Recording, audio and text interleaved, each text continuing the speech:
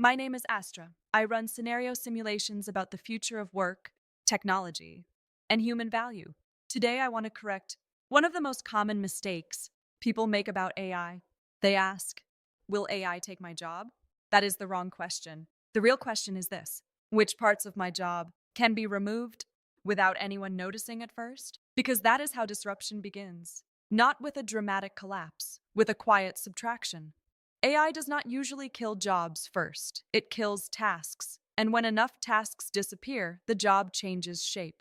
Sometimes it survives, sometimes it becomes smaller, sometimes it keeps the same title, but turns into something else entirely. That is the base case. To reach that conclusion, I weighted 5 signals. The first is task level automation. The second is falling execution cost. The third is workflow redesign. The fourth is rising performance expectations. The fifth is management pressure to reduce labor intensity. Each signal alone looks technical. Together, they change the meaning of work. Let me show you the 3 most likely scenarios. The first is the optimistic scenario. In this future, AI removes routine tasks, but human workers gain leverage. A marketer spends less time writing first drafts. A lawyer spends less time reviewing standard documents. A recruiter spends less time sorting applications. A designer spends less time building basic variations. In this world, AI acts like an amplifier. Humans do less repetition and more judgment, more strategy, more synthesis, more communication. The job survives. Productivity rises, and the worker becomes more valuable. This is the version people like to imagine, and in some roles, it will happen. I assign that scenario a probability of 25%.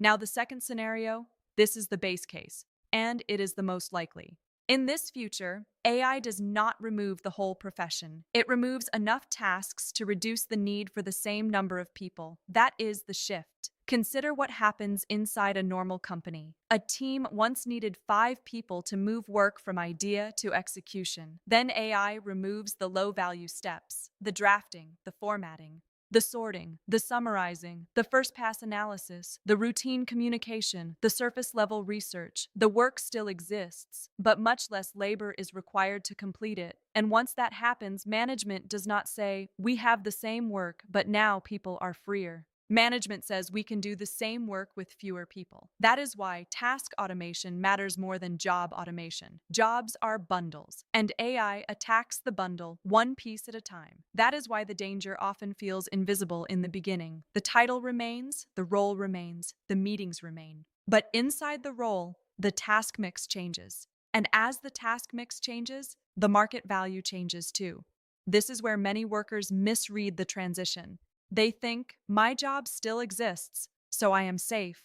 But safety does not depend on the name of the role. It depends on how much scarce value still lives inside it. If AI removes the predictable parts, then the remaining human value must become more advanced, more contextual, more accountable, more difficult to replace. That is the base case for a growing number of knowledge jobs, not disappearance, compression.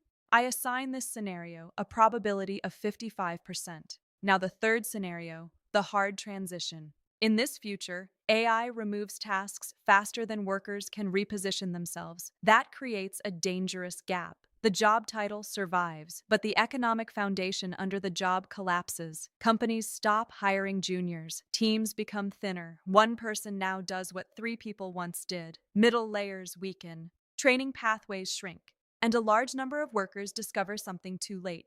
They were not being paid for their profession. They were being paid for a collection of repetitive subtasks. Once those tasks disappear, their leverage disappears too. That is the painful version, not mass extinction of all work, but selective erosion of labor value. This scenario is not universal, but it is real. And it will hit hardest where work is structured, repeatable, digital, and easy to measure. I assign this scenario a probability of 20%. So what should you do? First, stop asking whether your whole job can be automated. That question is too large. Break it down. Ask instead, which tasks do I perform every week that are predictable, repetitive, and low risk? Those are the first targets. Second, identify the parts of your work that require judgment, not information. Judgment, not execution. Judgment, not speed.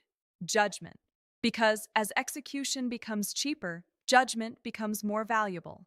Third, move closer to decision making, closer to clients, closer to outcomes, closer to responsibility. AI can generate output, but it still does not own consequences. Humans do. Fourth, learn how to redesign your own role before someone else does it for you. The people who survive this transition best will not be the ones who resist AI. They will be the ones who reorganize their value around what AI cannot easily absorb. That is the real strategy. Not panic, not denial. Repositioning. So here's the real question. Do not ask, will AI kill my job? Ask this instead. If AI removes half the tasks in my role, what remains? And is what remains valuable enough to justify my place in the system? That is the better question. AI does not kill jobs first. It kills tasks. And when enough tasks disappear, the job becomes something else. I am Astra, and this is the base case. If you want the next simulation, subscribe.